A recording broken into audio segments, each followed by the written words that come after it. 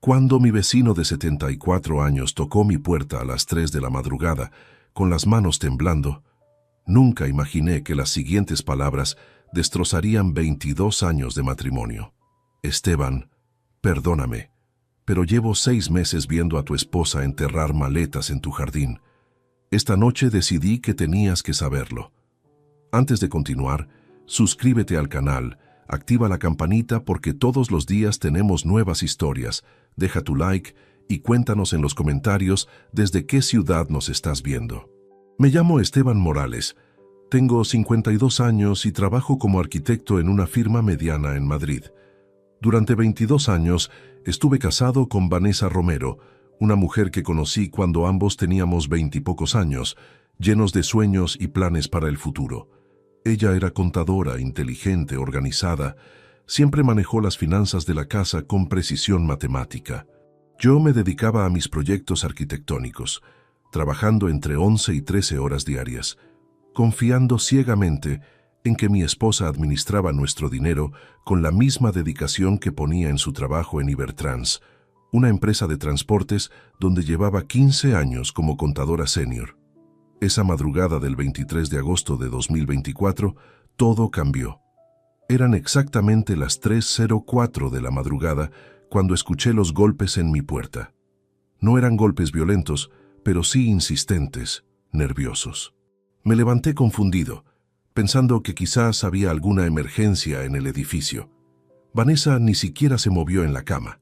Ella siempre fue de sueño pesado, algo que ahora, mirando hacia atrás, cobra un significado completamente diferente.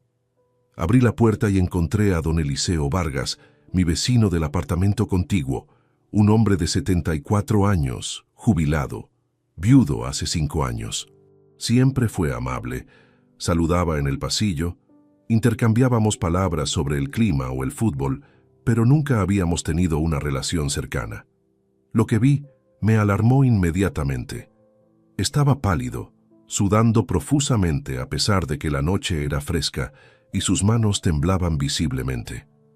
Esteban, dijo con voz quebrada, perdóname por venir a esta hora, pero necesito mostrarte algo.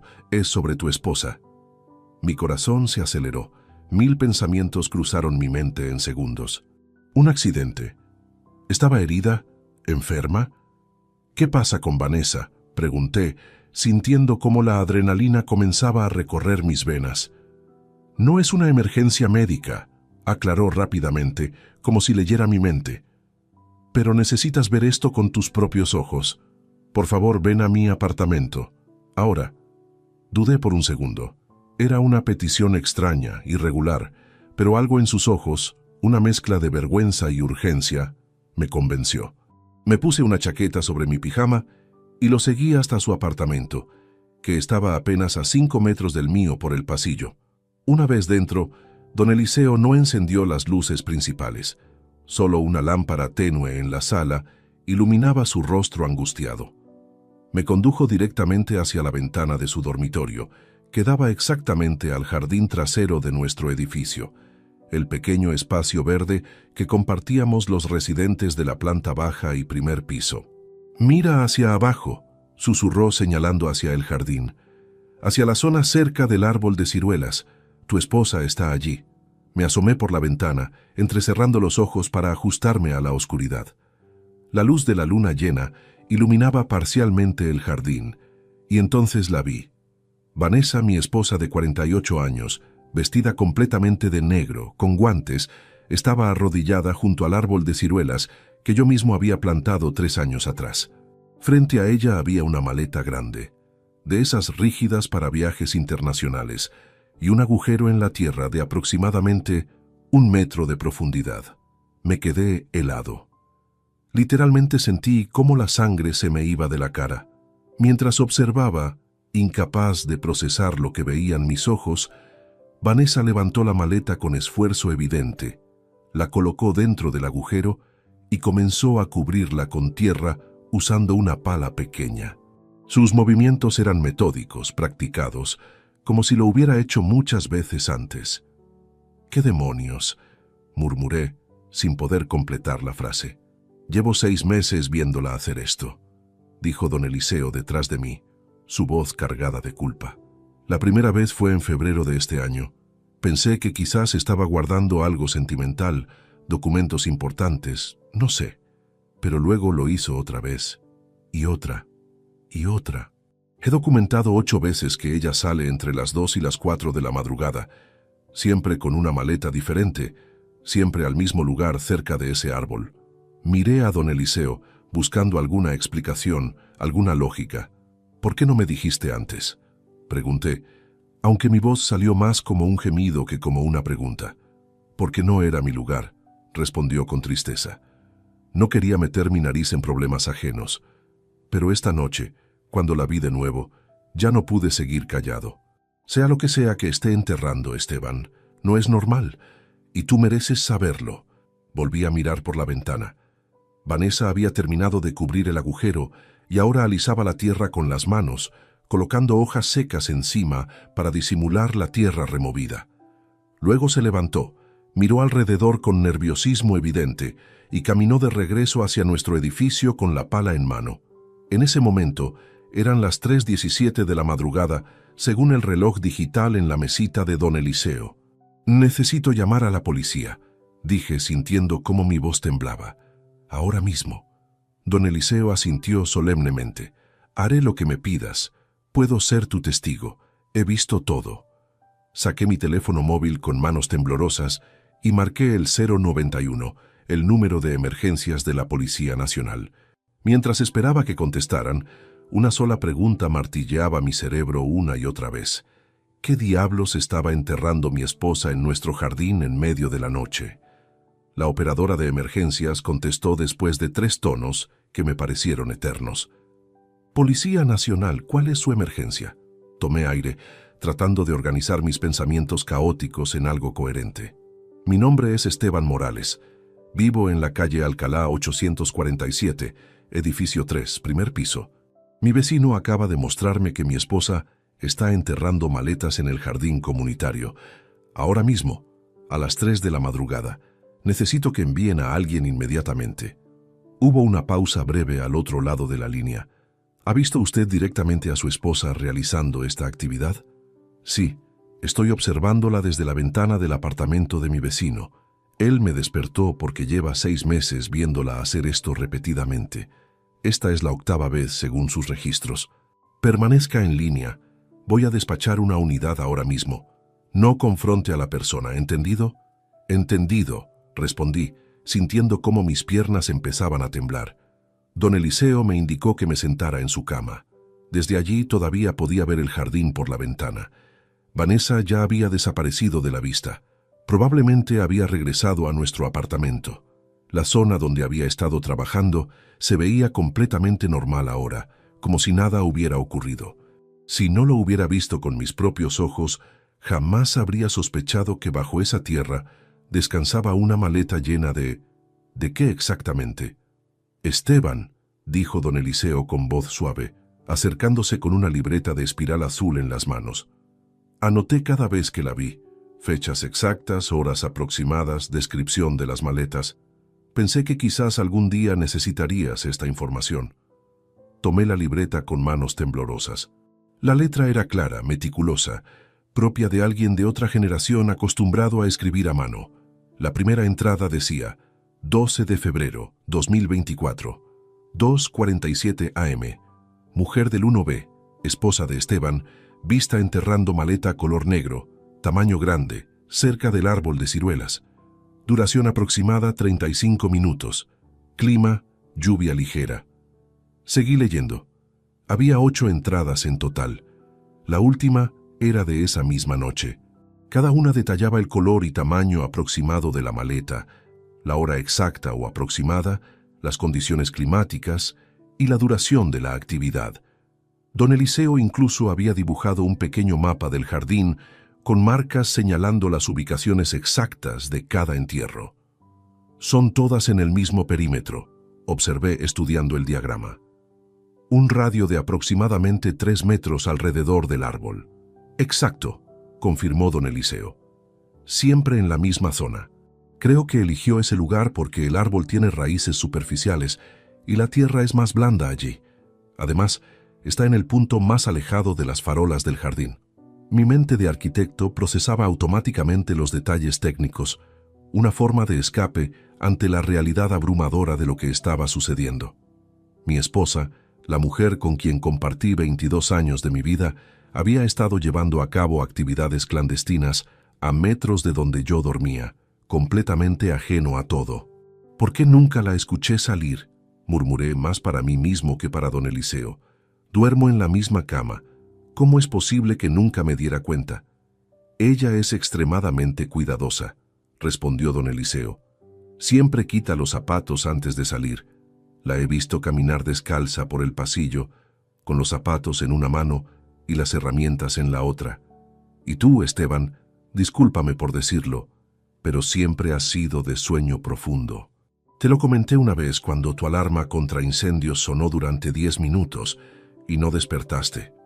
¿Recuerdas? Tenía razón. Ese incidente había sido hace 2 años. La batería de la alarma se había agotado y empezó a pitar estridentemente. Vanessa no estaba en casa ese día.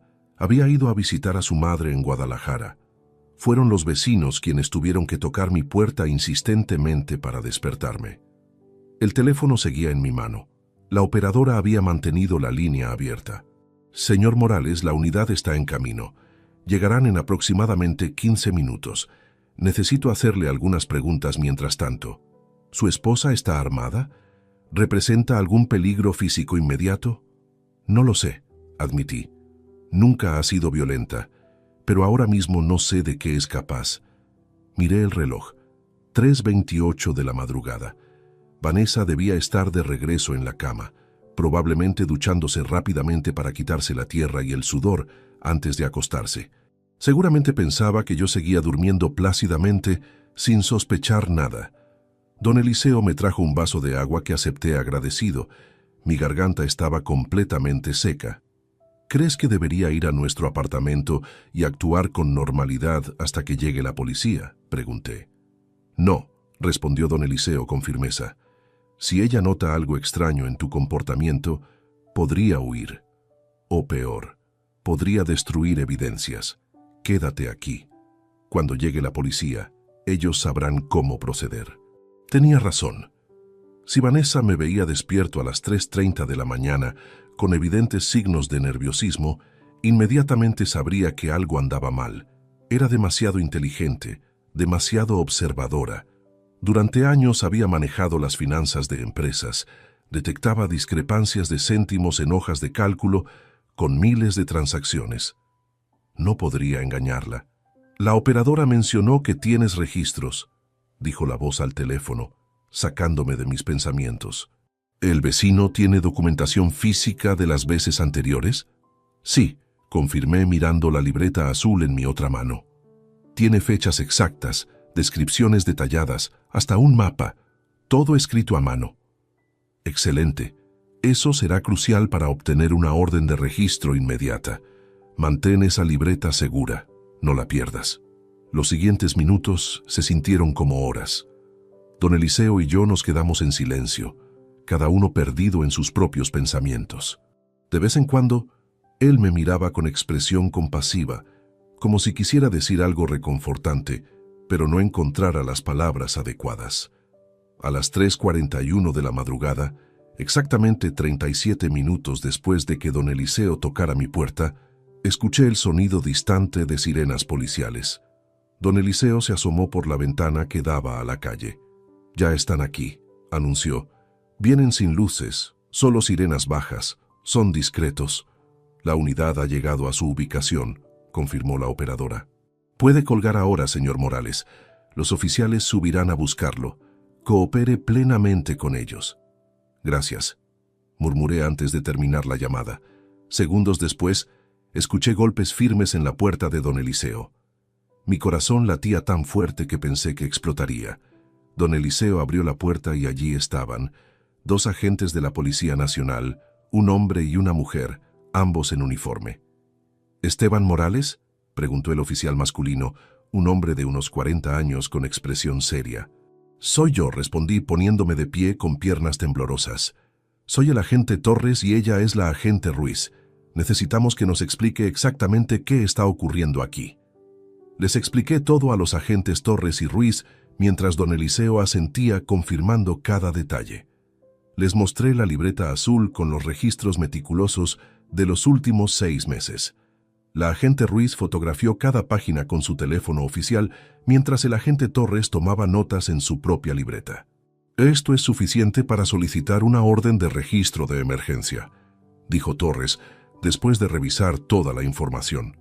«Pero necesitamos autorización judicial antes de excavar. Voy a llamar al juez de guardia ahora mismo». «¿Cuánto tiempo tomará eso?», pregunté sintiendo la urgencia recorrer mis venas.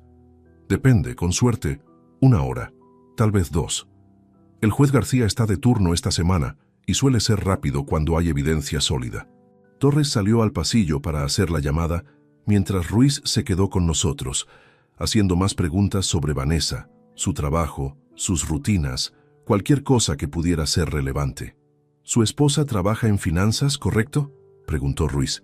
«Sí, es contadora senior en Ibertrans, una empresa de transportes. Lleva 15 años allí». Ruiz intercambió una mirada significativa con Torres, quien acababa de regresar del pasillo. «Interesante», murmuró Ruiz anotando algo. «Tenemos protocolo especial cuando están involucrados profesionales financieros. Las posibilidades de fraude corporativo aumentan exponencialmente». No había pensado en eso. Mi mente había estado tan ocupada procesando la imagen de Vanessa, enterrando maletas, que no había conectado los puntos obvios. Ella tenía acceso a grandes cantidades de dinero empresarial, conocía sistemas contables, sabía exactamente cómo mover fondos sin levantar sospechas inmediatas. Torres volvió a entrar con expresión satisfecha. «El juez García aprobó la orden. Nos la enviarán por correo electrónico certificado en 20 minutos. Pero hay condiciones. Necesitamos esperar hasta que haya luz natural suficiente para documentar adecuadamente la escena. No podemos arriesgarnos a contaminar evidencia por trabajar en oscuridad». Miré mi reloj. 4:12 de la madrugada. El amanecer en Madrid a finales de agosto llegaba alrededor de las 7:00. Faltaban casi 3 horas. «¿Y si ella intenta huir antes de eso?», pregunté sintiendo pánico creciente. «Tendremos vigilancia discreta en todas las salidas del edificio», aseguró Ruiz. «Ya solicité refuerzos. 2 unidades más vienen en camino. Nadie entrará ni saldrá sin que lo sepamos». Los minutos siguientes fueron una agonía de espera.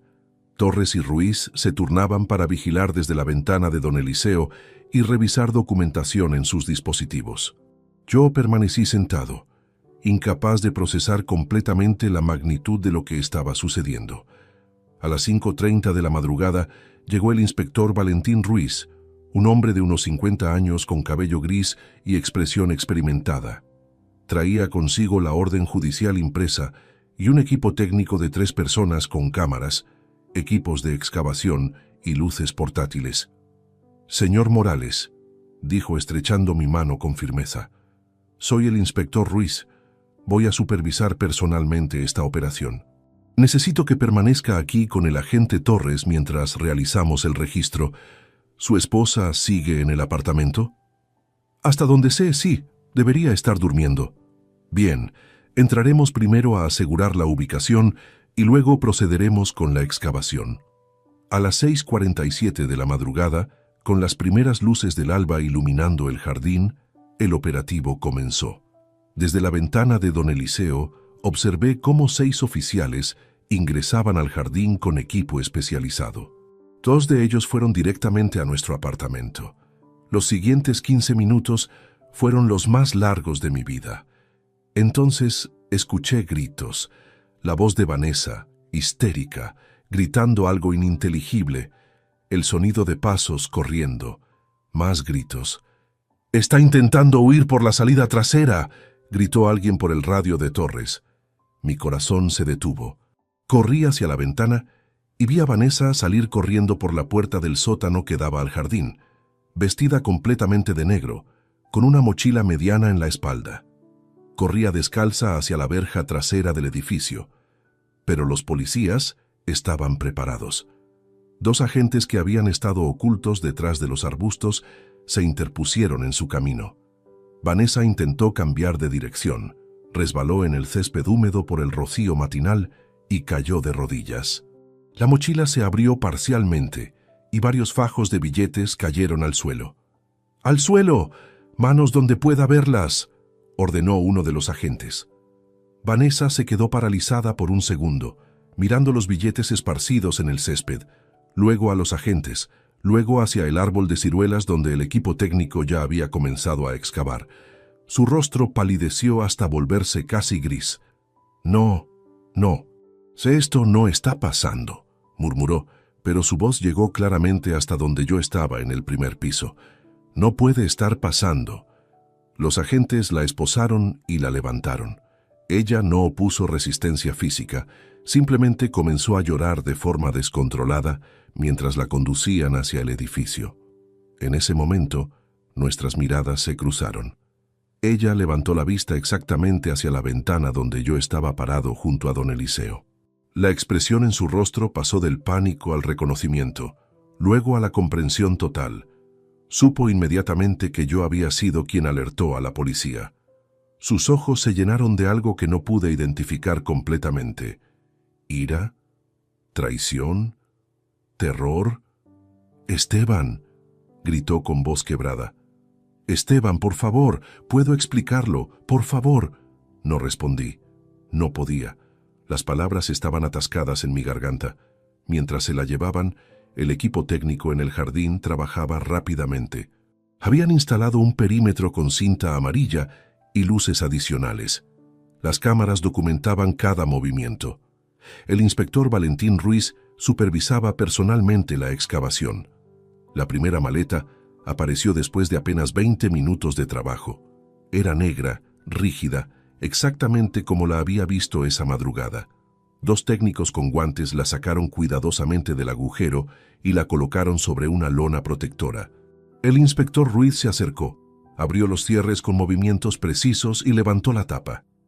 Incluso desde el primer piso pude ver lo que contenía. Fajos y fajos de billetes. Billetes de 50 y 100 euros, apilados meticulosamente, organizados con bandas elásticas. «Madre de Dios», murmuró don Eliseo a mi lado. El inspector Ruiz habló por su radio. «Confirmo contenido de alto valor monetario en primera maleta. Procedan con excavaciones adicionales siguiendo el mapa proporcionado». Durante las siguientes 2 horas, observé desde esa ventana cómo extraían maleta tras maleta. 8 en total, exactamente como don Eliseo había documentado. Cada una contenía dinero, cantidades masivas de dinero en efectivo. A las 9:15 de la mañana, el inspector Ruiz subió al apartamento de don Eliseo donde yo seguía esperando. «Señor Morales», dijo con expresión grave, «hemos contado preliminarmente el efectivo. Las 8 maletas contienen aproximadamente 3.147.000 euros en billetes de denominaciones variadas». Sentí que el suelo se movía bajo mis pies. 3 millones de euros. Mi esposa había enterrado 3 millones de euros en nuestro jardín. ¿De dónde salió ese dinero?, logré preguntar con voz apenas audible. «Eso es exactamente lo que vamos a averiguar», respondió Ruiz. «Su esposa está siendo interrogada ahora mismo, y necesitamos que usted venga a la comisaría para hacer una declaración formal completa». En la comisaría del distrito de Salamanca me sentaron en una sala de interrogatorios fría y austera. Las paredes eran de un gris institucional deprimente y el aire acondicionado funcionaba a temperatura glacial. El inspector Valentín Ruiz se sentó frente a mí con una carpeta gruesa que acababa de recibir de otro detective. «Señor Morales, antes de comenzar formalmente necesito que entienda algo», dijo Ruiz con tono serio pero no hostil. «Usted no está siendo acusado de nada en este momento. Está aquí como testigo y posible víctima. Pero debo advertirle que, dependiendo de lo que descubramos, esa situación podría cambiar. ¿Comprende? ¿Está diciendo que podría ser acusado de algo?», pregunté, sintiendo un nuevo nivel de pánico instalarse en mi pecho. «Si descubrimos que tenía conocimiento previo del origen ilícito de ese dinero, sí. Pero basándonos en la evidencia actual y el testimonio de su vecino, no parece ser el caso. Aún así, le recomiendo encarecidamente que solicite representación legal». Quiero cooperar completamente, dije con firmeza. No tenía idea de nada de esto. Pueden revisar todo lo que necesiten. Ruiz asintió y abrió la carpeta. Dentro había fotografías de las maletas abiertas, montones de billetes organizados en pilas perfectas y varios documentos que no pude identificar desde mi ángulo. Su esposa, Vanessa Morales, ha confesado parcialmente después de 2 horas de interrogatorio, comenzó Ruiz. Trabaja como contadora senior en Ibertrans, empresa de transportes y logística con sede en Madrid, ¿correcto? Sí, lleva 15 años en esa compañía. Durante los últimos 3 años, su esposa implementó un esquema de fraude extremadamente sofisticado, continuó Ruiz, consultando sus notas.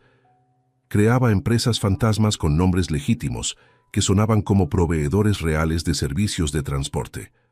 Registraba estas empresas con domicilios falsos, obtenía números de identificación fiscal falsos y las ingresaba en el sistema contable de Ibertrans. Me quedé mirándolo, incapaz de procesar completamente lo que estaba escuchando. Una vez que las empresas fantasmas estaban en el sistema, generaba facturas falsas por servicios que nunca se prestaron. Como contadora senior, tenía autorización para aprobar pagos de hasta $50,000 sin supervisión adicional. Cantidades mayores requerían doble firma, así que se mantuvo estratégicamente por debajo de ese umbral. Pero alguien debió notarlo, protesté. Las auditorías internas, los balances mensuales. Ahí está su genialidad perversa, explicó Ruiz con algo que podría haber sido admiración profesional si el contexto fuera diferente. Ella misma era responsable de preparar los informes de auditoría interna. Manipulaba los números de forma que los totales coincidieran perfectamente. Ibertrans mueve millones de euros mensualmente. 50,000 aquí y allá durante 3 años pasaron completamente desapercibidos en el volumen masivo de transacciones legítimas. Dios mío, murmuré, ¿cuánto robó en total? Según nuestros cálculos preliminares basados en su confesión parcial, aproximadamente 3.567.000 durante 36 meses. Los 3.147.000 que encontramos enterrados representan lo que ella logró convertir en efectivo y ocultar. El resto sigue en cuentas bancarias que estamos rastreando. Mi cabeza daba vueltas. Durante 3 años, mientras yo trabajaba honestamente diseñando edificios y proyectos arquitectónicos, ganando mi salario de 3 euros, 400 mensuales. Mi esposa había estado robando cantidades obscenas de dinero de su empleador. ¿Para qué quería todo ese dinero?, pregunté, aunque parte de mí temía la respuesta. Ruiz sacó más documentos de la carpeta. Eran impresiones de pasajes aéreos, reservas de hotel y algo que parecía un pasaporte pero con foto de Vanessa y un nombre diferente. Vanessa Mariana Silva, leyó Ruiz del documento falsificado. Nacionalidad argentina. Este pasaporte es falso pero de calidad excepcional. Lo obtendríamos dentro de 3 semanas, según ella nos informó.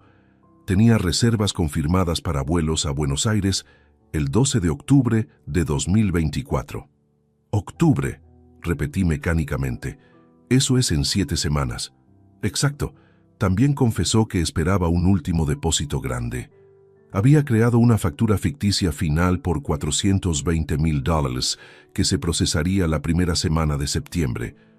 Una vez que ese dinero llegara a la cuenta fantasma y lo convirtiera en efectivo, planeaba desaparecer. ¿Desaparecer? ¿Y qué hay de mí, de nuestro matrimonio? Ruiz me miró con expresión compasiva pero directa. Señor Morales, su esposa no planeaba llevarlo con ella.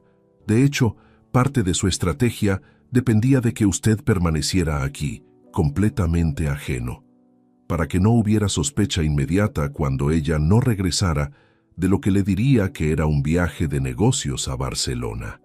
Sentí como si me hubieran golpeado en el estómago con un bate de béisbol. Vanessa planeaba abandonarme.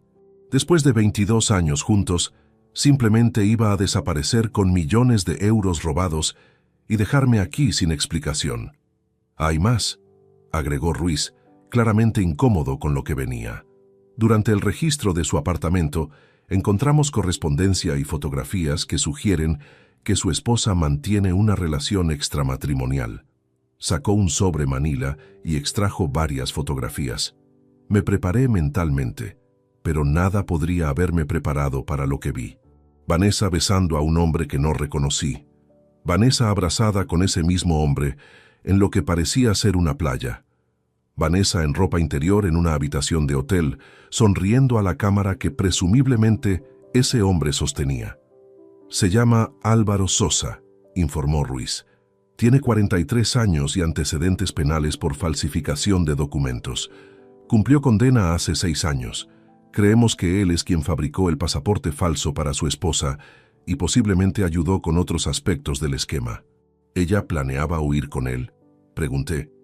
Mi voz sonando extrañamente calmada considerando el huracán de emociones destruyendo mi interior. Eso creemos. Tenemos registros de llamadas entre ellos, mensajes de texto explícitos, reservas de hotel a nombre de ambos. Su esposa ha negado esto inicialmente, pero la evidencia es abrumadora. Me recosté en la silla, sintiendo todo el peso de las últimas horas cayendo sobre mí como una avalancha. Mi esposa era una ladrona, una estafadora, una adúltera, y había planeado abandonarme sin mirar atrás, llevándose millones de euros robados para comenzar una nueva vida con su amante criminal. Necesitamos su cooperación completa para construir el caso, dijo Ruiz.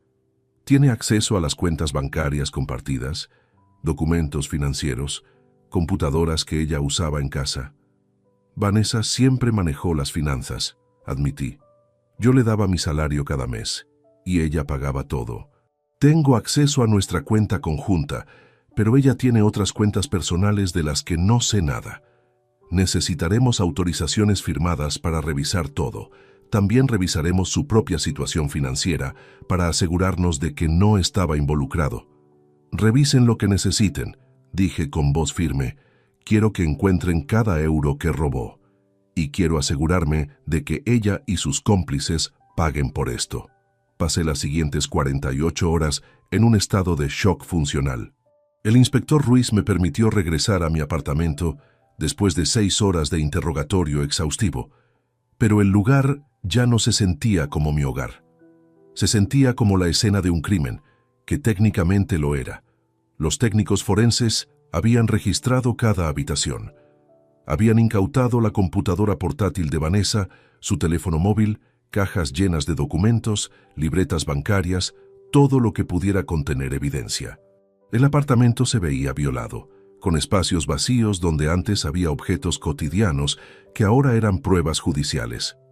Me senté en el sofá de la sala, el mismo sofá donde Vanessa y yo habíamos visto películas los viernes por la noche durante años, y comencé a repasar mentalmente los últimos 3 años. El inspector Ruiz me había pedido que anotara cualquier comportamiento inusual, cualquier cambio en rutinas, cualquier cosa que ahora, con retrospectiva, pudiera indicar actividades ilícitas. Saqué una libreta nueva y empecé a escribir. Febrero de 2022. Ese fue aproximadamente cuando todo comenzó, según la confesión de Vanessa. Intenté recordar qué estaba sucediendo en nuestras vidas entonces. Yo estaba trabajando en el proyecto del centro comercial en Pozuelo de Alarcón, un contrato importante que consumía 12 o 13 horas diarias. Vanessa había mencionado que tendría más responsabilidades en Ibertrans porque habían despedido a 2 contadores y ella asumiría sus funciones. Anoté. Febrero 2022. Vanessa asume más trabajo en Ibertrans, mayor acceso y autoridad sobre cuentas. Seguí pensando. Marzo de 2022, ella empezó a viajar más frecuentemente. Barcelona, Sevilla, Valencia. Decía que eran auditorías en las sucursales regionales de Ibertrans. Yo nunca cuestioné esos viajes porque parecían completamente legítimos. Ella siempre regresaba con historias detalladas sobre las oficinas, los empleados locales, problemas administrativos que había resuelto. Marzo-diciembre 2022. 8 viajes de trabajo. Duración promedio, 3 días. ¿Realmente fue a trabajar o a encontrarse con Álvaro Sosa? La pregunta me quemaba. Ahora que sabía sobre su amante, cada recuerdo estaba contaminado con sospecha. ¿Cuánto tiempo llevaban juntos? ¿Dónde se conocieron? Alguna vez lo trajo a nuestra casa mientras yo estaba trabajando. Abril de 2023. Vanessa insistió en que renováramos nuestro apartamento. Dijo que habíamos ahorrado suficiente dinero y merecíamos actualizar la cocina y los baños. Gastamos $42,000 en renovaciones. Yo pensé que ese dinero venía de nuestros ahorros conjuntos y su salario. Ahora me preguntaba si había usado dinero robado para pagar a los contratistas. Abril 2023. Renovación del apartamento. $42,000. ¿Origen del dinero? Junio de 2023. Ella compró un coche nuevo, un Audi A4 plateado. Me dijo que lo había financiado con un préstamo automotriz a nombre de ella, pero que había conseguido una tasa de interés excelente gracias a su historial crediticio. Pagó $38,000 de entrada. Nunca vi los documentos del préstamo. Junio 2023. Audi A4 nuevo. Entrada de $38,000. ¿De dónde salió ese dinero? Seguí escribiendo, página tras página de recuerdos que ahora cobraban significados siniestros. Los fines de semana que ella decía necesitar ir a la oficina para terminar informes urgentes. Las veces que la llamé a su teléfono celular y no contestó durante horas. Su nueva obsesión con revisar el correo antes que yo, probablemente interceptando estados de cuenta bancarios que no quería que viera. Entonces recordé algo específico que me heló la sangre. En octubre de 2023, recibí una llamada del Banco Sabadell preguntando si quería aumentar el límite de crédito en una tarjeta. Les dije que debía ser un error porque no tenía ninguna tarjeta con ese banco. La empleada insistió en que había una cuenta corriente y una tarjeta de crédito a mi nombre desde hacía 8 meses. Colgué pensando que era un intento de estafa telefónica. Ahora comprendía la verdad. Vanessa había abierto cuentas bancarias usando mi identidad. Busqué en los documentos que los policías me habían dejado, copias de evidencia incautada. Allí estaba, 4 cuentas bancarias en diferentes instituciones, todas registradas a nombre de Esteban Morales, todas con direcciones que no eran la nuestra, todas con firmas que no eran mías, pero se parecían lo suficiente como para pasar inspección superficial. Banco Sabadell, cuenta abierta marzo 2023. Banco Santander, cuenta abierta mayo 2023. CaixaBank, cuenta abierta julio 2023. BBVA, cuenta abierta septiembre 2023. Vanessa había falsificado mi firma, probablemente con ayuda de Álvaro Sosa, el falsificador profesional, y había creado toda una red de cuentas fantasmas usando mi identidad. Si el esquema hubiera sido descubierto a través de auditoría bancaria, en lugar de por su error de enterrar dinero en el jardín, yo habría sido el primer sospechoso. Todas las cuentas fraudulentas conducían directamente a mí. Ella no solo planeaba robar y huir, planeaba dejarme como chivo expiatorio. Sentí náuseas físicas. Corrí al baño y vomité. Cuando terminé me quedé sentado en el piso de azulejos fríos temblando. La mujer con quien había compartido 22 años de mi vida no solo me había traicionado con otro hombre y robado millones de euros, había intentado destruirme completamente, asegurándose de que cuando todo se derrumbara, yo sería quien enfrentara las consecuencias legales. Mi teléfono sonó. Era el inspector Ruiz. Señor Morales, necesito que venga a la comisaría inmediatamente. Hemos arrestado a 2 personas adicionales conectadas con su esposa y tenemos información sobre las cuentas bancarias falsificadas que necesita escuchar. Ya las encontré, dije con voz hueca. 4 cuentas, todas con mi nombre, todas fraudulentas. Lo sé, por eso necesito que venga ahora.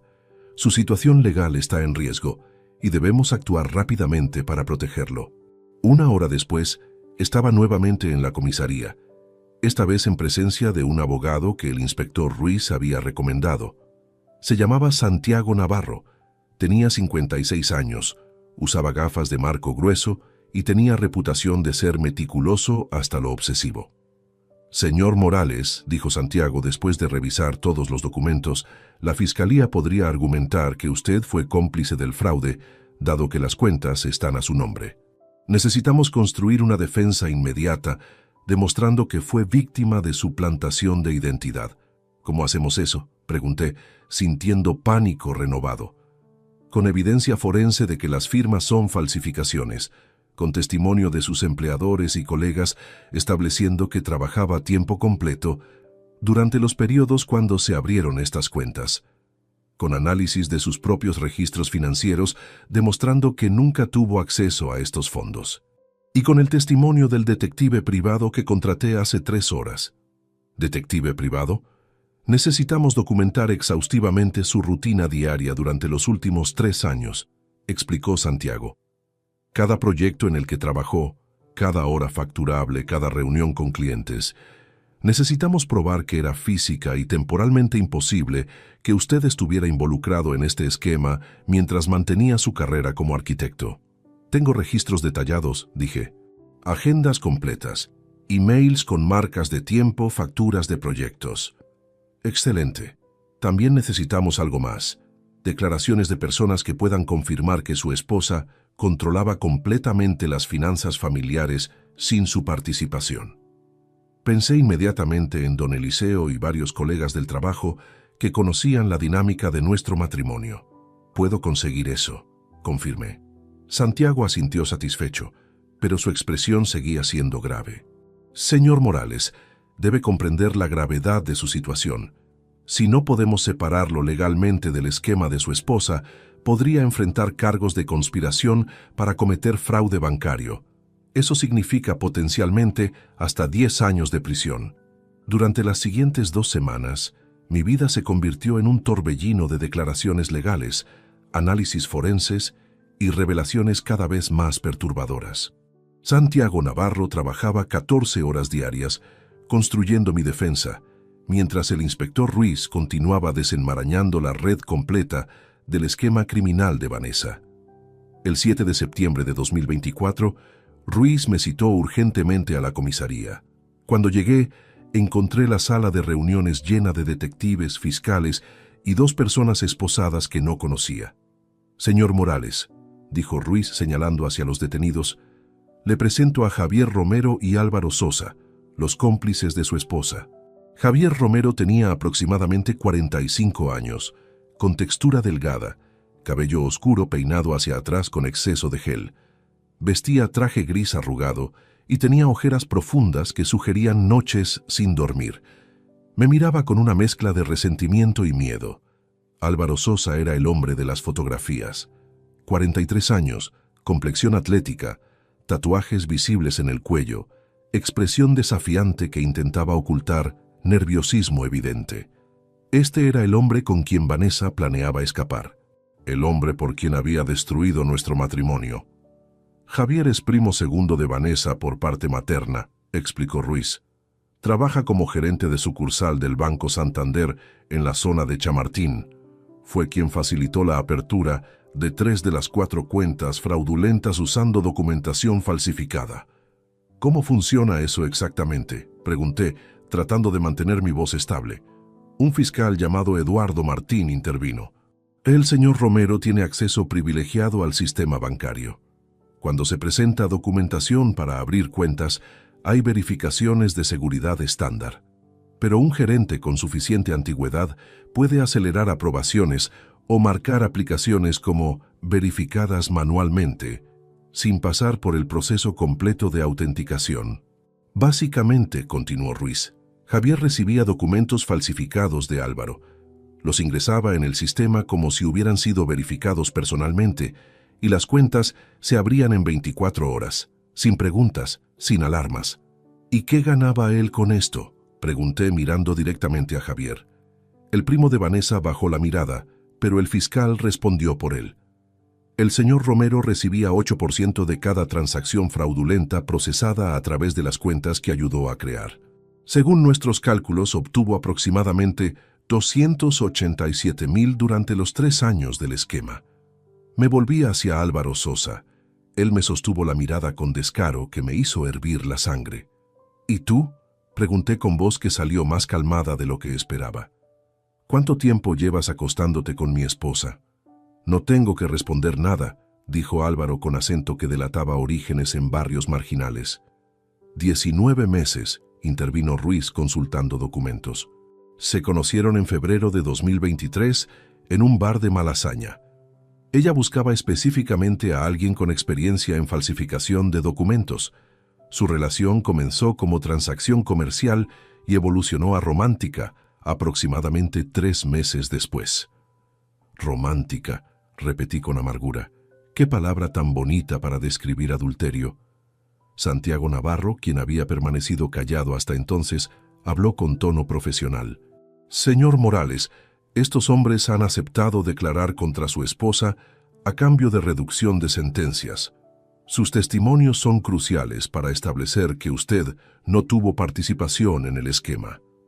El señor Romero, en particular, ha proporcionado evidencia detallada de que su esposa le instruyó explícitamente falsificar su firma sin su conocimiento. Javier finalmente habló, su voz apenas un murmullo. Vanessa me dijo que estabas de acuerdo, que era un plan conjunto para obtener fondos de inversión de forma acelerada. Me mostró mensajes de texto supuestamente tuyos aprobando todo. Yo creí que ambos estaban involucrados. ¿Mensajes de texto desde mi número?, pregunté incrédulo. Desde un número que ella dijo era tuyo, admitió Javier. Ahora sé que era un teléfono secundario que ella controlaba. Me engañó a mí también. Ruiz desplegó impresiones de conversaciones de WhatsApp. Efectivamente, había mensajes extensos entre Javier y un contacto guardado como Esteban M., discutiendo detalles bancarios, códigos de acceso, instrucciones para transferencias. Pero yo nunca había enviado ninguno de esos mensajes. Análisis forense del teléfono de su esposa confirma que mantenía un dispositivo adicional registrado con número que hacía pasar por el suyo, explicó Ruiz. Lo usaba exclusivamente para coordinar con Javier. Cuando él respondía a preguntas o pedía confirmaciones, ella contestaba haciéndose pasar por usted. La magnitud de la planificación era asombrosa. Vanessa no había cometido un crimen impulsivo. Había orquestado una operación compleja durante años, manipulando personas, sistemas bancarios, documentos legales, todo mientras mantenía fachada de esposa dedicada en casa. Me volví hacia Álvaro nuevamente. Las fotografías que encontraron, los hoteles. ¿Cuántas veces? Álvaro intercambió mirada con su abogado defensor antes de responder. 27 viajes en 19 meses. Barcelona, Sevilla, Valencia, Málaga. Ella te decía que eran viajes de trabajo. 27 veces. 27 veces que Vanessa me besó despidiéndose. Me prometió llamar cada noche. Me envió mensajes diciendo que extrañaba estar en casa, cuando en realidad estaba en habitaciones de hotel de lujo con su amante criminal. ¿Y el plan de huir a Argentina?, pregunté. Era contigo. Álvaro asintió lentamente. Teníamos todo preparado, pasaportes falsos para ambos, contactos en Buenos Aires que nos ayudarían a establecernos con nuevas identidades. Ella transferiría 2.5 millones a cuentas offshore que yo había configurado. Los otros $900,000 quedarían en efectivo para gastos iniciales. ¿Y qué hay de mí?, pregunté, sintiendo ira fría reemplazando el shock. ¿Qué se suponía que pasaría conmigo cuando ella desapareciera? Silencio incómodo llenó la sala. Finalmente, Álvaro habló con algo que podría haber sido rastro de conciencia culpable. Ella dijo que te dejaría una carta explicando que había conocido a alguien más y necesitaba empezar de nuevo. Nada sobre el dinero robado. Serías el esposo abandonado, no el sospechoso criminal. ¡Qué generosa!, dije con sarcasmo cortante. El fiscal Eduardo Martín intervino nuevamente. Señor Morales, con los testimonios de estos dos hombres, más el análisis forense de las firmas falsificadas, más su documentación laboral exhaustiva, estamos 95% seguros de que la Fiscalía no presentará cargos contra usted. Su esposa actuó sola usando su identidad como cobertura. ¿Y qué pasará con ellos?, pregunté señalando a Javier y Álvaro. El señor Romero enfrenta cargos de fraude bancario, falsificación de documentos y complicidad en lavado de dinero, respondió el fiscal. Probablemente recibirá entre 8 y 10 años. El señor Sosa tiene antecedentes, lo que agrava su situación. Está mirando entre 7 y 9 años por falsificación agravada y conspiración criminal.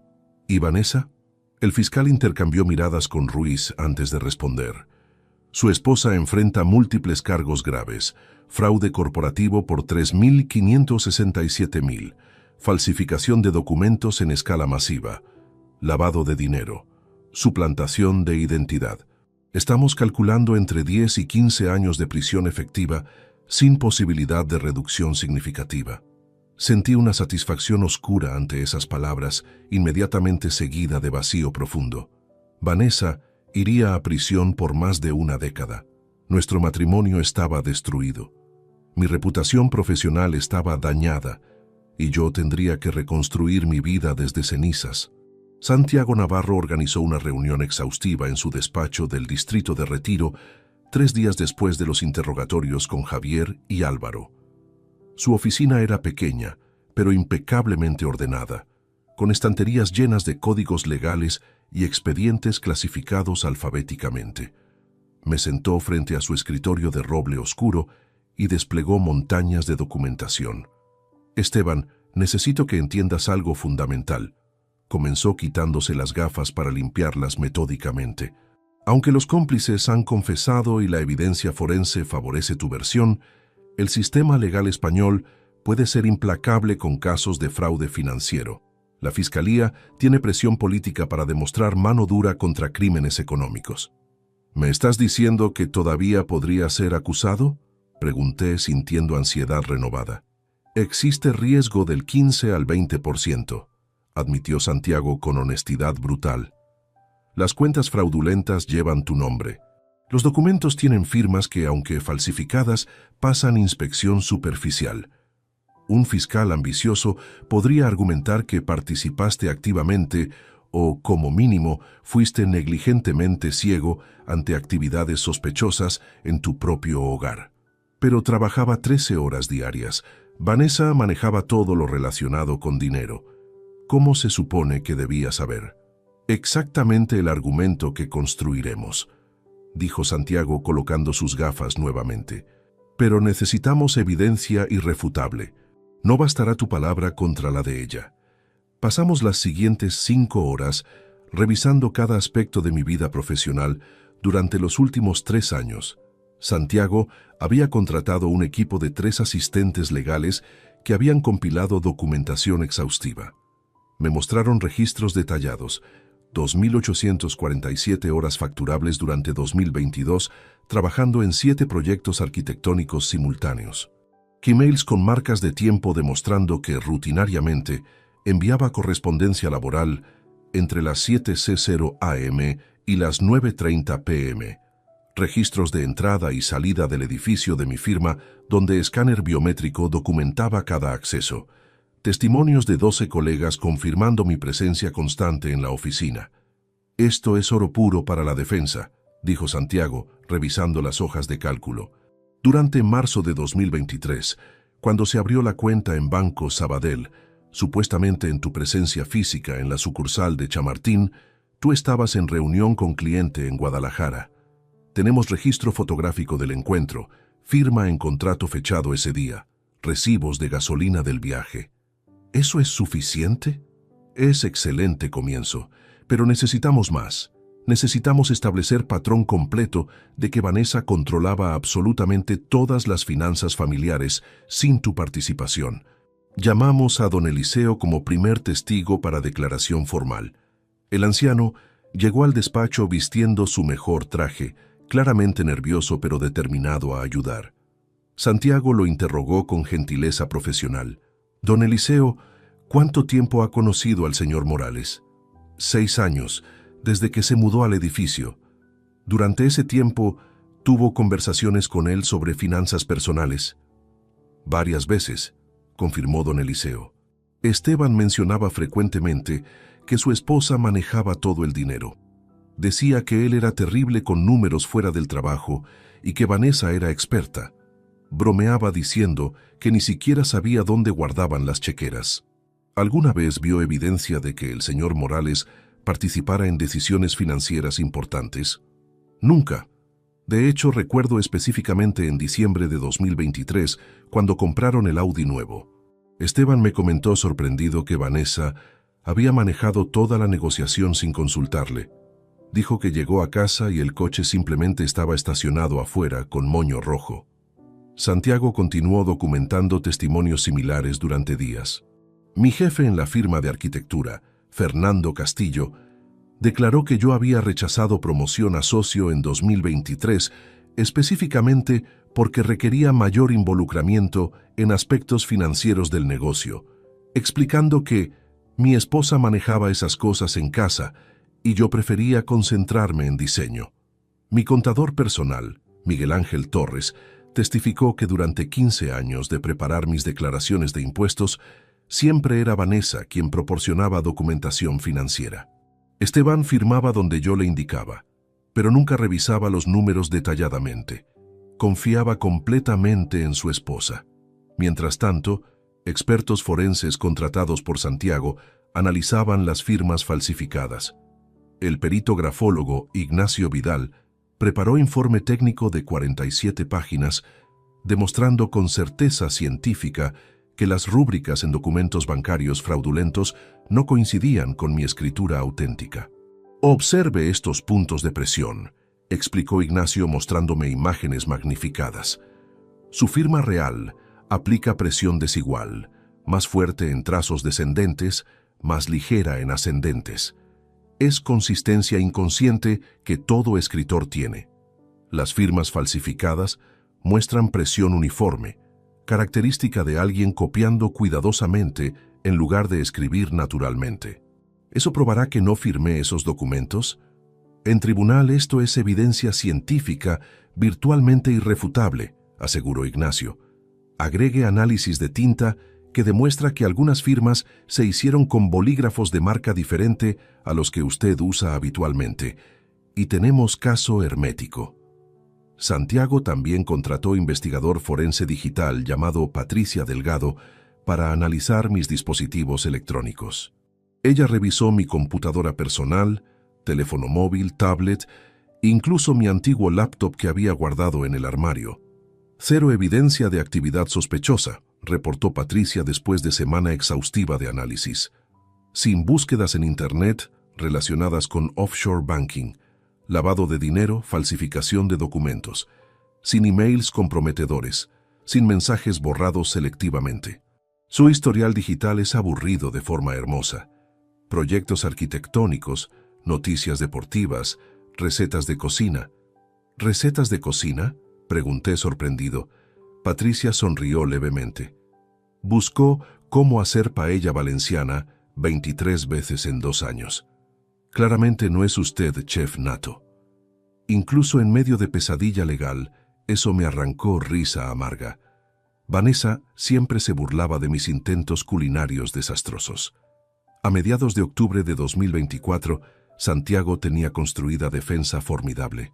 Había compilado evidencia en 3 categorías principales que presentó al fiscal Eduardo Martín en reunión formal. Categoría 1. Imposibilidad física.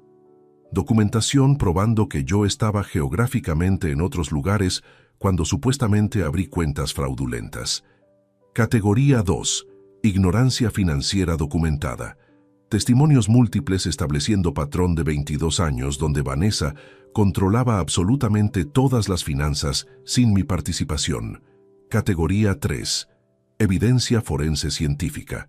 Análisis grafológico, digital y documental demostrando que fui víctima de suplantación de identidad. El fiscal Eduardo Martín revisó todo durante 3 horas antes de finalmente hablar. Señor Navarro, debo admitir que su trabajo ha sido excepcionalmente exhaustivo. Basándome en esta evidencia, recomendaré oficialmente a la Fiscalía General que no presente cargos contra el señor Morales. Su cliente fue claramente víctima, no cómplice. Sentí alivio tan intenso que literalmente mareé. Santiago me sostuvo el brazo. ¿Eso significa que soy libre?, pregunté con voz temblorosa. Significa, respondió el fiscal, que no enfrentará cargos criminales. Sin embargo, debe comprender que el aspecto civil es diferente. Las cuentas fraudulentas técnicamente siguen vinculadas a su identidad legal. Tendrá que trabajar con bancos para limpiar su historial crediticio. El juicio comenzó el 12 de enero de 2025 en el Palacio de Justicia de Madrid, Sala Penal número 3. 8 meses habían transcurrido desde aquella madrugada cuando don Eliseo tocó mi puerta.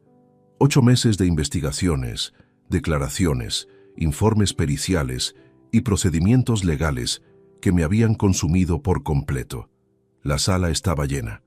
Representantes de Ibertrans ocupaban la primera fila del lado derecho, liderados por su director legal, un hombre llamado Gustavo Herrera, que me había mirado con desprecio absoluto durante la primera audiencia preliminar. Para ellos, yo seguía siendo sospechoso hasta que se demostrara lo contrario, sin importar lo que dijera la fiscalía. Vanessa entró escoltada por 2 guardias. Llevaba 8 meses en prisión preventiva en el Centro Penitenciario Madrid I. Había perdido aproximadamente 12 kilos, su cabello estaba más corto y completamente gris en las raíces, y sus ojos antes brillantes lucían apagados. Vestía un traje azul marino simple que su abogado defensor probablemente había elegido para proyectar respetabilidad.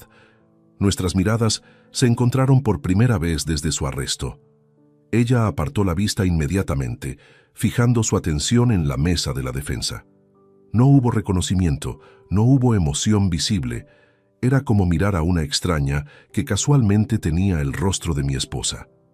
Javier Romero y Álvaro Sosa entraron momentos después, cada uno con sus respectivos abogados. Javier lucía demacrado, con traje que le quedaba grande ahora después de perder peso en prisión.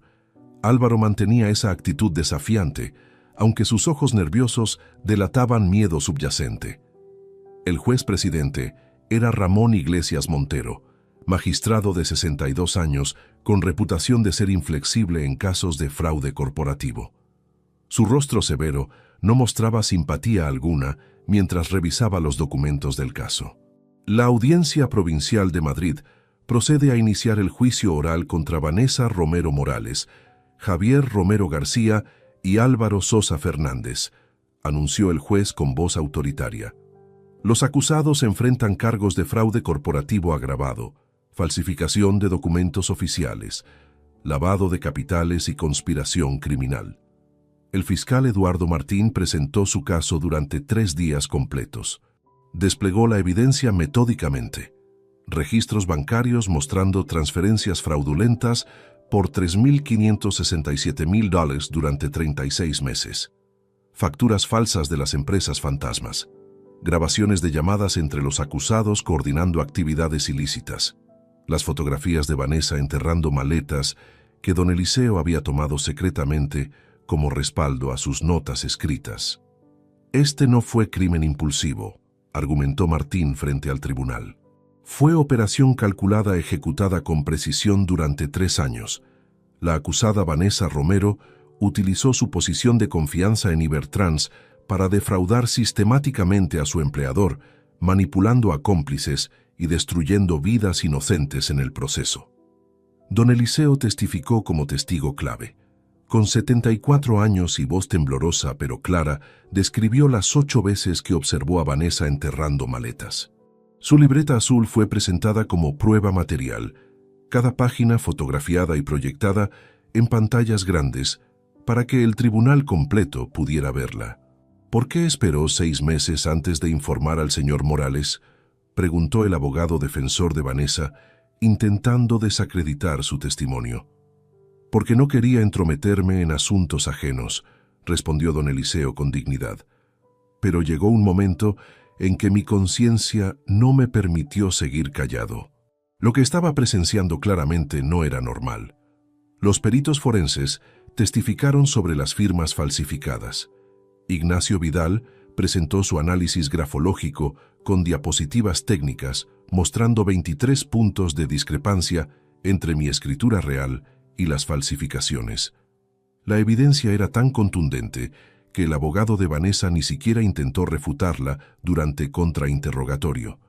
Javier Romero subió al estrado en el 4.º día. Su voz apenas audible confesó su participación completa.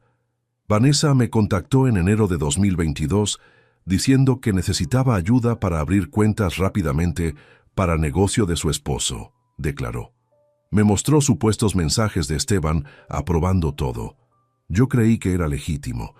Cuando descubrí la verdad ya estaba demasiado involucrado. ¿Cuánto dinero recibió personalmente por su participación?, preguntó el fiscal. 287,000 en total, admitió Javier, su voz quebrándose. Lo gasté en deudas de juego, reparaciones de mi casa, vacaciones, no queda nada. Álvaro Sosa fue menos cooperativo durante su testimonio. Respondía preguntas con monosílabos, claramente siguiendo instrucciones de su abogado de revelar mínimo posible. Pero cuando el fiscal presentó los mensajes de texto entre él y Vanessa, planeando su fuga a Argentina, su fachada de dureza se agrietó visiblemente. «Te amo, mi vida. Pronto estaremos libres juntos en Buenos Aires», leyó el fiscal en voz alta de uno de los mensajes que Álvaro había enviado a Vanessa. «Solo quedan 6 semanas y Esteban nunca sabrá nada. Será perfecto». Sentado en la galería pública, escuchar esas palabras fue como recibir puñaladas repetidas.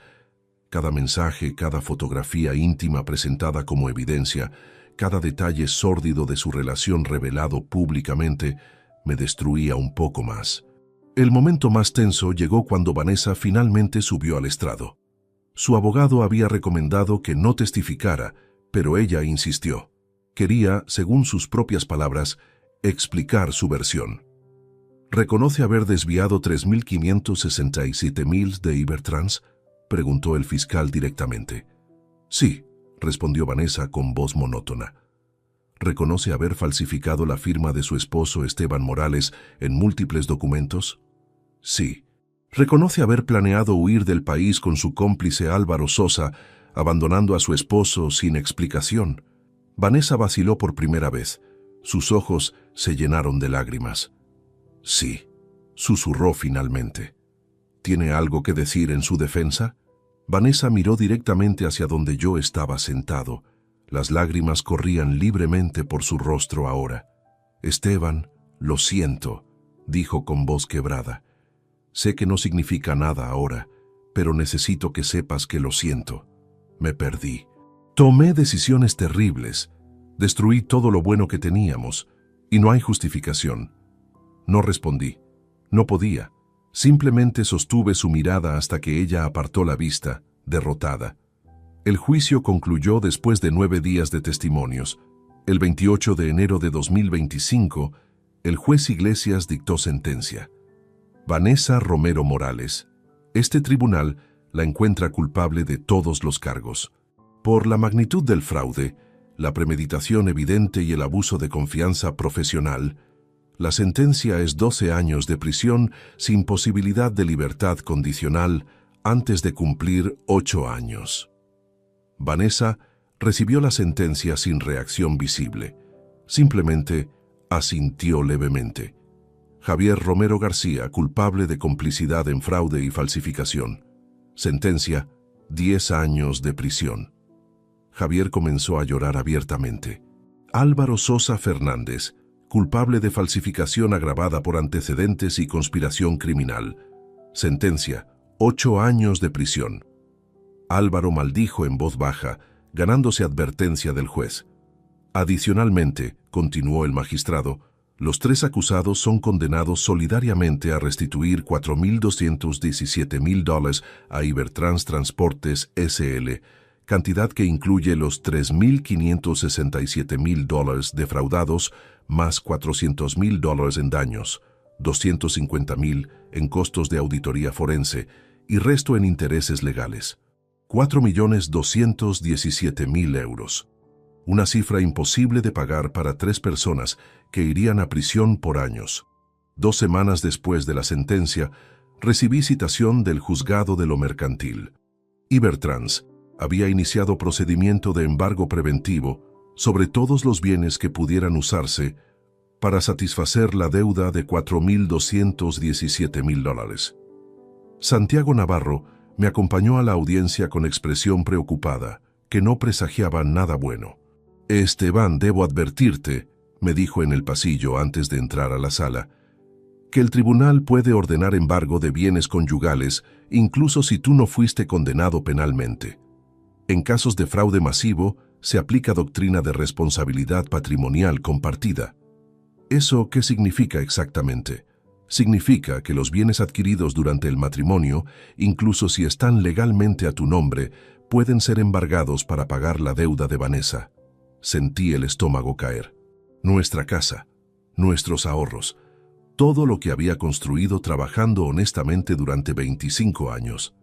El juez mercantil, una mujer llamada Carmen Vázquez, de aproximadamente 55 años, con cabello recogido en moño severo, revisó los documentos mientras hablaba con tono impersonal. El tribunal ha evaluado el patrimonio conjunto de los esposos Morales. Se ha identificado lo siguiente: vivienda habitual en calle Alcalá, 847, valorada en 580,000 según tasación reciente. Audi A4 modelo 2023, valorado en 31,000. Volkswagen Golf modelo 2019, valorado en 14,000. Cuenta de ahorros conjunta en Banco Santander con saldo de 127,340. Cartera de inversiones en fondos indexados, valorada en 93,170. Santiago intentó intervenir. Su señoría, mi cliente no participó en las actividades delictivas de su esposa. Fue declarado víctima por la Fiscalía. No es justo que pierda patrimonio adquirido con su trabajo legítimo. Letrado Navarro, respondió la juez con tono que no admitía argumentos. Entiendo la posición de su cliente.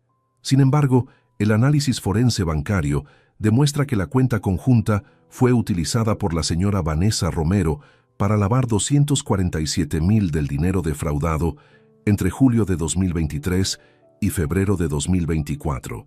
Su cliente puede haber sido ignorante de esto, pero legalmente el dinero transitó por cuenta de la cual él era cotitular.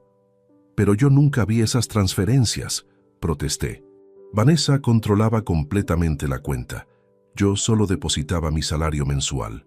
Lo entiendo, señor Morales, y precisamente por eso el tribunal no lo está considerando cómplice penal. Pero el derecho mercantil opera bajo principios diferentes. Los acreedores tienen derecho a cobrar su deuda de cualquier patrimonio vinculado al deudor, especialmente cuando ese patrimonio fue parcialmente adquirido o incrementado con fondos ilícitos. La juez continuó sin emoción, leyendo cada línea de la resolución que destrozaba mi vida financiera. Por tanto, este tribunal ordena el embargo preventivo inmediato de la vivienda ubicada en calle Alcalá 847. El inmueble será subastado en plazo no mayor a 90 días. El producto de la venta se destinará íntegramente a satisfacer la deuda con Ibertrans. ¿Dónde se supone que voy a vivir?, pregunté con voz que salió más desesperada de lo que pretendía. Tendrá 60 días para desalojar la propiedad, respondió la juez. Puede solicitar asistencia a servicios sociales si no tiene medios para alquilar vivienda alternativa. Santiago tomó notas furiosamente, claramente buscando ángulos legales para apelar. La juez continuó. Asimismo, se ordena embargo de ambos vehículos, el Audi A4 adquirido en 2023 con pago inicial de $38,000, cuyo origen está directamente vinculado a fondos defraudados. El Volkswagen Golf, aunque adquirido en 2019, forma parte del patrimonio conyugal sujeto a liquidación. El Golf lo compré yo con dinero de un bono que recibí por proyecto arquitectónico exitoso, argumenté. Tengo documentación que lo prueba. Documentación que revisaremos, dijo la juez. Si puede demostrar origen legítimo completamente desvinculado de su esposa, podríamos reconsiderar ese vehículo específico, pero el Audi definitivamente será embargado. Continuó con crueldad burocrática. La cuenta de ahorros conjunta con 127,340 será congelada inmediatamente y transferida a cuenta judicial pendiente de asignación a los acreedores. Los fondos de inversión por 93,670 serán liquidados y agregados al mismo fondo. Eso representa mis ahorros de toda una vida de trabajo, dije, sintiendo lágrimas de frustración quemar mis ojos. 25 años ahorrando $300 o $400 cada mes cuando podía. No es dinero robado, es sudor y sacrificio. Señor Morales, dijo la juez con tono que pretendía ser comprensivo pero sonaba mecánico. Lamento su situación genuinamente, pero Ibertrans también son víctimas que perdieron $3,567,000. El sistema legal debe priorizar la restitución a acreedores legítimos. Santiago se inclinó hacia mí y susurró: «Podemos apelar, pero las probabilidades de éxito son bajas. Jurisprudencia reciente favorece consistentemente a acreedores corporativos sobre cónyuges inocentes en casos de fraude». La audiencia terminó 40 minutos después. Salí del juzgado sintiendo como si me hubieran vaciado por dentro. En cuestión de una hora, había perdido mi casa, mis ahorros de 25 años, mis vehículos. Todo excepto mi salario mensual de 3.400 aros y la ropa que llevaba puesta.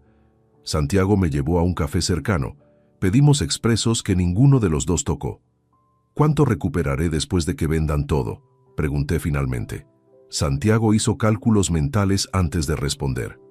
«Casa valuada en 580. Exacto, pero en subasta judicial generalmente venden 30% por debajo del valor de mercado. Digamos $400.000. Audi tal vez $28.000. Golf, si logras probarlo, quizás lo conserves. Ahorros $127.000. Inversiones $93.000. Total aproximado $650.000. Pero la deuda es de $4.217.000. Exacto, pagarás aproximadamente 15% de la deuda total, y Bertrand seguirá persiguiendo el resto, embargando porcentaje de tu salario durante años. ¿Durante cuántos años? Legalmente pueden embargar hasta 30% de tu salario neto. Tu ingreso mensual después de impuestos es aproximadamente $2.900. Pueden tomar 870 mensuales. La deuda restante de $3.567.000 tardaría, matemáticamente hablando, aproximadamente 342 años en pagarse a ese ritmo. La absurdidad de la cifra casi me hizo reír histéricamente. «Por supuesto», continuó Santiago, «en la práctica, probablemente negociaremos acuerdo después de 10 o 15 años donde Ibertrans acepte considerar la deuda satisfecha parcialmente. Pero durante ese tiempo, vivirás con 2.030 mensuales después del embargo. 2.030 al mes. En Madrid, donde alquileres modestos empezaban en 850. Después de pagar vivienda, servicios, comida, transporte, quedarían apenas $400 o $500 para todo lo demás. Básicamente, resumí con voz hueca, Vanessa me robó mi vida. «Chanek», admitió Santiago sin intentar endulzar la realidad. «Legalmente eres inocente, moralmente eres víctima, pero financieramente estás arruinado». Permanecimos en silencio varios minutos. Finalmente pregunté lo único que importaba ahora. «¿Qué hago?» «Encuentras apartamento barato, reduces gastos a mínimo absoluto, continúas trabajando y reconstruyes lentamente durante próximos 10 o 15 años». «Tengo 52 años», dije. «Para cuando termine de pagar esto, tendré 67. ¿Voy a pasar mi vejez en pobreza por crímenes que no cometí?» Santiago no tenía respuesta reconfortante. Simplemente puso su mano en mi hombro en gesto de solidaridad silenciosa que fue más honesto que cualquier platitud que pudiera ofrecer. El centro penitenciario de Alcalá Meco se encuentra a 30 kilómetros al noreste de Madrid. Conduje hasta allí en el Volkswagen Golf, que finalmente conseguí conservar después de probar su compra con documentación de 2019. Era 23 de febrero de 2025, exactamente 3 semanas después de la sentencia. Había iniciado trámites de divorcio inmediatamente tras el juicio, y mi abogado matrimonialista, Elena Márquez, había preparado los papeles finales que requerían firma de Vanessa.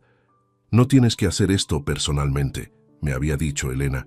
«Puedo enviar los documentos por mensajero judicial. Ella firmará sin verte».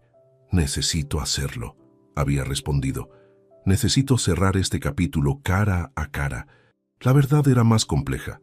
Parte de mí necesitaba verla una última vez, no por nostalgia o perdón, sino para confirmar que la mujer que amé durante 22 años realmente había muerto, que en su lugar quedaba solo esta criminal que destruyó nuestras vidas. El proceso de ingreso a la prisión tomó 45 minutos. Revisión de identificación, detector de metales, registro personal, múltiples puertas de seguridad que se cerraban con sonidos metálicos resonantes. Finalmente me condujeron a la sala de visitas, espacio rectangular con mesas de plástico atornilladas al suelo y sillas igualmente fijas. Vanessa entró 5 minutos después, escoltada por una guardia. Vestía uniforme carcelario gris, pantalón y camisa sin forma, que hacían que su cuerpo luciera aún más delgado de lo que recordaba. Su cabello completamente gris ahora, sin el tinte castaño que siempre usaba. Líneas profundas marcaban su rostro alrededor de ojos y boca. Tenía 48 años, pero lucía fácilmente 60. Se sentó frente a mí con movimientos lentos, casi temerosos. Sus manos temblaban visiblemente sobre la mesa. «Esteban», dijo con voz ronca, «gracias por venir. No pensé que lo harías. Vine a traerte documentos para firmar», respondí con tono deliberadamente neutro, sacando folder manila de mi bolso. «Papeles de divorcio. Tu abogada ya los revisó. Solo necesito tu firma». Ella miró el folder, pero no lo abrió. «¿Ni siquiera vas a preguntarme cómo estoy?», preguntó con voz quebrada. «No me interesa cómo estés», dije sin alterarme. «Estoy aquí por trámite legal, no por cortesía social». Lágrimas comenzaron a rodar por sus mejillas. Durante años, esas lágrimas me habrían destrozado. Me habrían hecho hacer cualquier cosa por consolarla. Ahora me dejaban completamente frío. «Esteban, por favor», suplicó. «Sé que cometí errores terribles. Sé que te lastimé de formas imperdonables. Pero necesitas entender que todo lo que hice fue pensando en nosotros, en darnos mejor vida». La audacia de esa mentira me hizo soltar risa áspera sin humor alguno. «¿En nosotros?», repetí. «Vanessa, sé todo. La policía me mostró todo. Los mensajes con Álvaro planeando huir a Argentina sin mí. Las reservas de hotel para 2 personas. El pasaporte falso solo a tu nombre. Las cuentas offshore donde planeabas transferir 2.5 millones. No me insultes intentando vender esa historia ahora». Su rostro palideció. Claramente no esperaba que yo tuviera acceso a esos detalles específicos. «¿Te mostraron los mensajes?», susurró. «Cada uno de ellos», confirmé sacando otro folder de mi bolso. Este contenía impresiones que había solicitado específicamente al inspector Ruiz. «¿Quieres que lea algunos? Te amo, Álvaro. Solo quedan 6 semanas y seremos libres». O «Esteban nunca sabrá nada. Es tan ingenuo, tan confiado. Para cuando se dé cuenta estaremos en otro continente con identidades nuevas». «Para», rogó Vanessa cubriendo su rostro con manos temblorosas. «Por favor, para». «¿Por qué debería parar?», pregunté, sintiendo ira fría reemplazar cualquier rastro de compasión. «Tú no paraste cuando falsificaste mi firma en documentos bancarios. No paraste cuando usaste mi identidad para crear cuentas fraudulentas, intentando convertirme en tu chivo expiatorio. No paraste cuando te acostaste con ese criminal en 27 viajes diferentes, mintiendo sobre cada uno de ellos». «Estaba confundida», sollozó. «Álvaro me manipuló. Me hizo creer que te estaba protegiendo al mantenerte fuera de todo». «No», dije con voz cortante como cuchillo. «Álvaro no te manipuló. Tú lo buscaste específicamente porque necesitabas falsificador profesional. Él testificó todo durante el juicio. Admitió que fuiste tú quien inició contacto, tú quien propuso el esquema completo. Él solo proporcionó herramientas técnicas». Vanessa lloraba desconsoladamente ahora, pero yo había pasado demasiados meses procesando traición como para sentir lástima. «Perdí todo por tus crímenes», continué con voz que mantenía calmada a fuerza de voluntad. «Mi casa, mis ahorros de 25 años, 220,000 de patrimonio que construí trabajando honestamente desde que tenía 27 años. Se lo llevó todo el embargo. Vivo ahora en apartamento de 40 metros cuadrados que cuesta 850 mensuales. Ibertrans embarga 30% de mi salario durante próximos 15 años mínimo. Básicamente me condenaste a pobreza hasta vejez. Lo siento», repetía ella una y otra vez como mantra roto. «Lo siento, lo siento, lo siento. Tus disculpas no valen nada», dije empujando el folder con papeles de divorcio hacia ella. «Firma aquí, aquí y aquí. Renuncia a cualquier derecho sobre cualquier cosa que yo pueda generar en futuro. Acepta custodia cero de bienes conyugales, dado que todo fue confiscado de todas formas». Ella abrió el folder con manos temblorosas y leyó las páginas. Eran apenas 3 hojas. Nuestro matrimonio de 22 años, reducido a 3 hojas de lenguaje legal estéril. ¿Ni siquiera vas a dejar puerta abierta?, preguntó con voz apenas audible. ¿Posibilidad de reconciliación cuando salga en 8 años? La miré directamente a los ojos por primera vez desde que entró. Vanessa, tú moriste para mí la madrugada del 23 de agosto de 2024, cuando vi las maletas enterradas en nuestro jardín. Todo lo que vino después solo confirmó que la mujer que creí amar nunca existió realmente. Eras mentira completa. No hay nada que reconciliar porque no hay nada que quedó. Esteban, firma los papeles, ordené sin inflexión emocional alguna. Ahora, ella tomó el bolígrafo que le ofrecí y firmó cada página con mano temblorosa. Cuando terminó, recogí los documentos y los guardé cuidadosamente en mi bolso. Nunca volveré, dije levantándome de la silla. No me escribas, no me llames, no me busques cuando salgas. Para mí, dejaste de existir hoy. Eres extraña que casualmente tiene documentos legales vinculándola a mi pasado, nada más. ¿Al menos puedes decirme que alguna vez me amaste?, preguntó con desesperación última. ¿Que algo de lo que tuvimos fue real?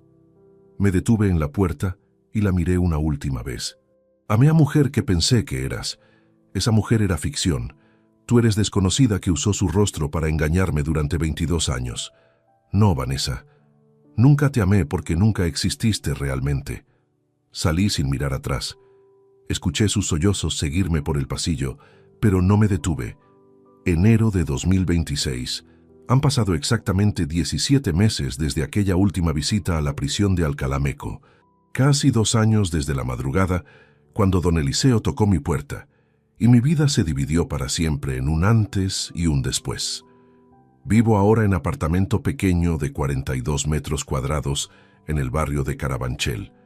No es zona elegante, pero el alquiler de 850 mensuales es todo lo que puedo permitirme con mi salario reducido. El espacio consiste en dormitorio diminuto, cocina estrecha, baño funcional y sala que también sirve como oficina improvisada, donde trabajo ocasionalmente desde casa. Los muebles son básicos, comprados en tiendas de segunda mano o mercadillos dominicales. Sofá gris gastado pero cómodo, mesa de comedor de madera rayada, cama individual que chirría cuando me muevo, estantería barata llena de libros de arquitectura y algunas novelas que he comprado para llenar noches solitarias. No hay decoración elaborada, no hay lujos. Es existencia espartana pero honesta. Cada mes, Ibertrans deduce 870 de mi salario automáticamente. Me quedan 2030 para sobrevivir. Después de alquiler y servicios básicos de 950, quedan 1080 balos para comida, transporte, ropa, emergencias médicas. He aprendido a comprar marcas baratas en supermercados discount, cocinar comidas simples que duran varios días, caminar 40 minutos al trabajo para ahorrar billetes de metro. No tengo vida social elaborada. No salgo a bares ni restaurantes. No viajo. No compro electrónicos nuevos. Mi teléfono móvil tiene 4 años. Mi laptop, 6. Uso la misma ropa hasta que literalmente se desarma. Es vida reducida a esenciales absolutos. Pero extrañamente, hay paz en esta simplicidad forzada. El trabajo continúa siendo mi ancla. Seguí en la firma de arquitectura donde llevo 18 años, aunque rechacé nuevamente posible promoción a socio en diciembre pasado, porque requeriría inversión de capital que no poseo. Fernando Castillo, mi jefe, entiende mi situación. Me asigna proyectos constantes, respeta mi necesidad de mantener cabeza abajo y simplemente trabajar. Diseñar edificios sigue dándome propósito. Cuando dibujo planos, cuando calculo estructuras, cuando imagino espacios que eventualmente ocuparán familias reales, me siento conectado con algo más grande que mi tragedia personal. Es terapia no intencional. Don Eliseo se convirtió en mi mejor amigo. De hecho, mi único amigo verdadero. Nos vemos todos los días sin falta. A las 17:00 horas, bajo al apartamento de él, y tomamos café juntos durante hora u hora y media. Hablamos de todo. Política, fútbol, historia, filosofía amateur de hombres mayores intentando entender mundo caótico. Él nunca menciona a Vanessa, a menos que yo saque el tema, lo cual rara vez hago. Nunca expresa lástima obvia. Solo ofrece compañía silenciosa y café decente. Los domingos jugamos ajedrez. Don Eliseo es maestro del juego. Gana probablemente 8 de cada 10 partidas, pero esas 2 victorias ocasionales que consigo me dan satisfacción desproporcionada. «Estás mejorando», me dijo hace 3 domingos después de ganarle en 47 movimientos. «Finalmente aprendiste a pensar 5 jugadas adelante en lugar de 3. Tuve buen maestro», respondí sonriendo levemente. Esos pequeños momentos de normalidad son salvavidas emocionales que me mantienen funcionando. Financieramente nunca me recuperaré completamente. Hice cálculos realistas con calculadora y hojas de cálculo durante noche de insomnio el mes pasado. Si continúo trabajando hasta edad de jubilación de 67 años, pagando 870 mensuales a Ibertrans durante 15 años como acordado, habré entregado 156.600 adicionales. Sumado a los 650.000 que obtuvieron del embargo inicial, habré pagado 806.600 daros de deuda de 4.217.000. Apenas 19%. Después de eso, probablemente negociarán con donación del resto o me perseguirán hasta muerte. Cualquiera sea el caso, nunca poseeré casa propia nuevamente. Nunca tendré ahorros sustanciales. Nunca podré retirarme cómodamente. Mi pensión de jubilación será miseria que apenas cubrirá alquiler modesto. Es futuro sombrío objetivamente. Pero he hecho paz con esta realidad. Lo que Vanessa me robó no fue solo dinero, fue confianza fundamental en humanidad. Fue fe en que personas cercanas son lo que aparentan ser. Fue capacidad de abrirme emocionalmente sin miedo paralizante de traición. No he tenido cita romántica desde la separación. Varias compañeras de trabajo han sugerido sutilmente interés durante estos 2 años. Todas son mujeres agradables, inteligentes, probablemente perfectamente normales. Pero algo dentro de mí está roto permanentemente. La idea de permitir que otra persona entre en mi vida íntima, de confiar secretos, de compartir finanzas, de hacerme vulnerable nuevamente, me llena de terror visceral. Prefiero soledad segura que riesgo de repetir pesadilla. Hace 6 meses, recibí notificación del centro penitenciario. Vanessa había escrito cartas solicitando visita mía. La rompí sin leer. 3 meses después, otra carta, también destruida sin abrir. Ella intentó llamar al teléfono de mi oficina 2 veces. Instruí a recepcionista bloquear su número. No hay curiosidad sobre su estado. No hay deseo de saber si está arrepentida, rehabilitada, transformada. Esa mujer dejó de existir para mí completamente. Es fantasma que ocasionalmente aparece en pesadillas, pero no tiene sustancia en mundo real. Esta tarde, como todas las tardes, bajaré a tomar café con don Eliseo a las 5 en punto. Mañana me levantaré a las 6. Prepararé desayuno simple. Caminaré 40 minutos al trabajo. Diseñaré planos durante 8 horas. Regresaré caminando. Cocinaré cena modesta. Leeré libro hasta cansarme. Dormiré en cama que chirría. No es vida que imaginé a los 30 años cuando me casé, lleno de esperanza y sueños ambiciosos. Es vida reducida, pequeña, circunscrita por consecuencias de crímenes ajenos, pero es mía, honesta, transparente, libre de engaños.